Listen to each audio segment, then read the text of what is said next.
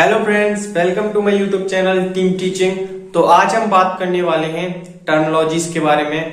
सबसे पहले टर्मिनोलॉजीज देखते हैं। सबसे पहले टर्मिनोलॉजी है एक्वायर्ड टर्मिनोलॉजी। एक्वायर्ड और एक्यूट ये आपने पढ़ा होगा इम्यून सिस्टम में। जो इम्यूनिटी होती है हमारी दो से मिलकर बनी होती है। Two types of immunity, acquired और एक्यूट। एक्वायर्ड क्या होती है, पहले मैं आपको वैसे ही बता दूं। एक्वायर्ड क्या होती है?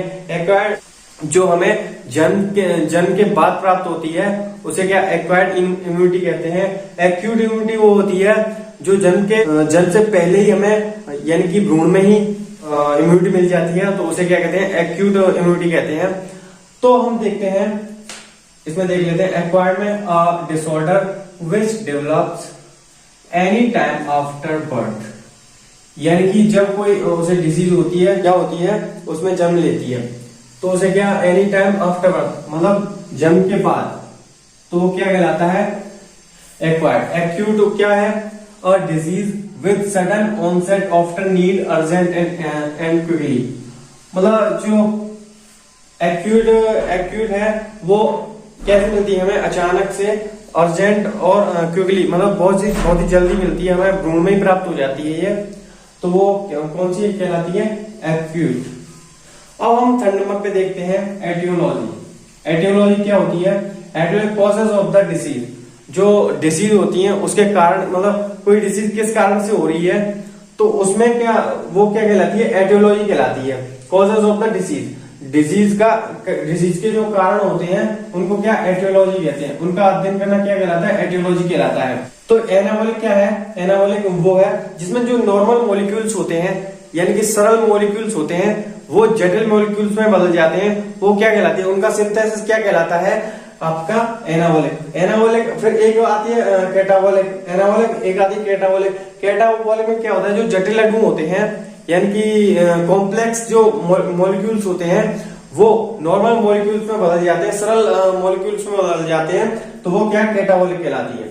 अब anabolic the sum of building up of synthesis reaction, यानी कि इनमें जो सिंथेसिस रिएक्शन होता है, बनने का जो रिएक्शन होता है बॉडी में, किसी चीज के बनने का जो रिएक्शन होता है, जैसे कि सरल अणु है, तो सरल अणु से मिलकर, एक एक अणु से मिलकर क्या एक जटिल अणु बनता है, तो वो क्या कहलाता है? एनाबॉलिक कहलाता है। एनाबॉलिक कहलाता है। अब हम आएंगे एनाटॉमी। एनाटॉमी क्या है? स्टडी ऑफ द स्ट्रक्चर, मतलब जो हमारे शरीर की स्ट्रक्चर की जो हम स्टडी करते हैं वो क्या कहलाती है? एनाटॉमी कहलाती है। एनाटॉमी में एक और आता है फिजियोलॉजी। फिजियोलॉजी क्या है? जिसमें हम इसमें स्ट्रक्चर का अध्ययन करते हैं, और उसमें क्या करते हैं? उसके पार्ट्स का अध्ययन करते हैं, या उसकी जो फंक्शंस होते हैं, फंक्शंस का अध्ययन करते हैं, तो वो क्या कहलाती है? वो क्या कहलाती है? वो कहलाती है फिजियोलॉजी। ये एनाटॉमी होगी, एनाटॉमी वो फिजियोटॉमी। अब आप देखते हैं एंटीरियर। एंटीरियर यानी कि सामने वाला, एंटीरियर यानी कि सामने का पार्ट, जो हमारे शरीर का हेड और फ्रंट एंड। एंटीरियर पार्ट क्या होता है? सामने वाला पार्ट, वो क्या कहलाता है? एंटीरियर कहलाता है। सामने वाला पार्ट क्या कहलाता है? एंटीरियर। अब हम देखते हैं आर्थोलॉजी। आर्थोलॉजी क्या है? Study of joints. जो जॉइंट्स की स्टडी है, जैसे कि elbow joints and knee joints, इनकी जो स्टडी कहलाती है वो क्या कहलाती है? आर्थोलॉजी में वो आता है। अब हम देखते हैं ऑस्कुलेशन। ऑस्कुलेशन में क्या है? Listening to body sound with the help of stethoscope. जो हमारी बॉडी साउंड होती है, हमारे जो ब्रीथिंग साउंड है उसे सुनने में, हमारे जो वेन्स की साउंड है उसे सुनने में, हमारे जो हार्ट की साउंड है वो सुनते हैं, वो कौन सी? ऑसिकुलेशन कहलाती है वो। Body sound with the help of, और किसकी सहायता से हम सुनते हैं? स्टेथोस्कोप की सहायता से सुनते हैं, तो वो क्या कहलाता है? ऑस्कुलेशन। ऑस्कुलेशन कहलाता है। अब हम 9th में देखें कार्डियोलॉजी। कार्डियोलॉजी आपको पता है, कार्डियक क्या कहलाता है? हार्ट। तो हार्ट की स्टडी क्या कहलाती है? कार्डियोलॉजी कहलाती है। अब हम देखते हैं कैटाबॉलिक। कैटाबॉलिक मैंने आपको बताया है जो कि जटिल अणु है उनका सरलीकरण क्या कहलाता है? वो कहलाता है आपका कैटाबॉलिक। एनाबॉलिक मैंने आपको बताया था, जो जटिल अणु, सरल अणु है, उन सरल अणुओं को जटिल अणुओं में परिवर्तन करना क्या कहलाता है? वो कहलाता है अपना कैटाबॉलिक। क्या कहलाता है? कैटाबॉलिक जो जटिल अणु होते हैं, यानी कि अब हम देख लेते हैं साइटोलॉजी को। साइटोलॉजी क्या है? Study of the cell. Cell की जो स्टडी करना क्या कहलाता है? साइटोलॉजी कहलाता है। अब देखते हैं डायग्नोसिस। डायग्नोसिस क्या है? The act of saying actually what illness a person has और what the cause of a problem. यानी कि किसी कॉज का पता लगाना क्या कहलाता है? किसी प्रॉब्लम में कॉज का, उसी किसी कारण का पता लगाना क्या कहलाता है? डायग्नोसिस कहलाता है। अब डिसीज देख लेते हैं। A condition that is often severe but start and and quickly. यानी कि एक ऐसी कंडीशन जिसमें इलनेस है वो धीरे धीरे स्टार्ट होती है, लेकिन start but severe and start and quickly, और जिसका अंत होता है वो बहुत ही तेजी से होता है, वो क्या कहलाता है? डिसीज कहलाता है। अब देख लें डिसऑर्डर क्या है? एनी अबनॉर्मलिटीज ऑफ स्ट्रक्चर और फंक्शन। जो हमारी बॉडी में स्ट्रक्चर और फंक्शन है उसमें कोई भी अबनॉर्मलिटी आ जाए, कोई भी अबनॉर्मलिटी आ जाए तो क्या कहलाता है? वो कौन सा कहलाता है? डिसऑर्डर कहलाता है। अब हम देखते हैं endocrinology, study of endocrine. Endocrine जो ग्लैंड है उसकी स्टडी करना क्या कहलाता है? एंडोक्राइनोलॉजी कहलाता है। अब हम देखते हैं एपिडेमियोलॉजी। एपिडेमियोलॉजी क्या? Study of spread and control of disease.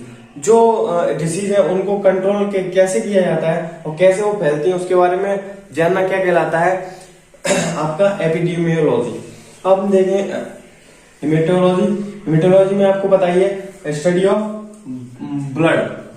Blood की स्टडी करना क्या कहलाता है? हेमेटोलॉजी। अब हम देखते हैं हिस्टोलॉजी। हिस्टोलॉजी क्या है? जो हमारे टिश्यू है, सेल से मिलकर क्या बना रहता है? टिश्यू। तो टिश्यू की जो उसमें स्टडी की जाती है तो क्या कहलाता है? वो हिस्टोलॉजी कहलाता है। उसके बाद हम आते हैं homeostasis. It is a very important. Homeostasis क्या है? ये बहुत बार बहुत क्वेश्चनों में पूछा जा चुका है। होम्योस्टेसिस क्या है? होम्योस्टेसिस वो प्रोसेस है by which the body react to change in order to keep condition inside the body. यानी कि जब हमारी इंटरनल जो कंडीशन है उसमें कोई अबनॉर्मलिटीज आती हैं तो क्या करता है हमारा बॉडी? उसको समानता में लाने के लिए हमारे जो अंदर का टेम्परेचर है वो बदल जाता है, अंदर के एनवायरनमेंट का जो टेम्परेचर है वो बदल जाता है वो, और उसको जो एनवायरनमेंट का बदलना क्या कहलाता है? होम्योस्टेसिस कहलाता है। जो हमारे अंदर के एनवायरनमेंट को बदलकर हमारी जो अंदर की बीमारी है उनको सही करना क्या कहलाता है? होम्योस्टेसिस कहलाता है। ये एक गुण है, होम्योस्टेसिस एक गुण है। अपन देखते हैं मायोलॉजी में देखते हैं स्टडी ऑफ द मसल्स की जो स्टडी करना क्या कहलाता है? आपका मायोलॉजी। दोबारा देख लेते हैं वैसे हम इसको होम्योस्टेसिस को। होम्योस्टेसिस क्या है? ये एक ऐसी प्रोसेस है जिसमें जो इंटरनल एनवायरनमेंट है हमारी बॉडी का वो चेंज हो जाता है। जैसे कि टेम्परेचर हमारी बॉडी का, जैसे कि हमारी इम्यून सिस्टम को अगर बाहर के जो एजेंट्स होते हैं वो अटैक करते हैं तो हमारी बॉडी क्या अपने आप ही क्या बनाती है? अपने आप अपने टेम्परेचर को बढ़ा लेती है या घटा लेती है। तो वो कौन सा गुण कहलाता है? वो होम्योस्टेसिस गुण कहलाता है। तो बस आज के लिए बस इतना ही। कल फिर मुलाकात होगी नए टॉपिक के साथ। जय हिंद, जय भारत।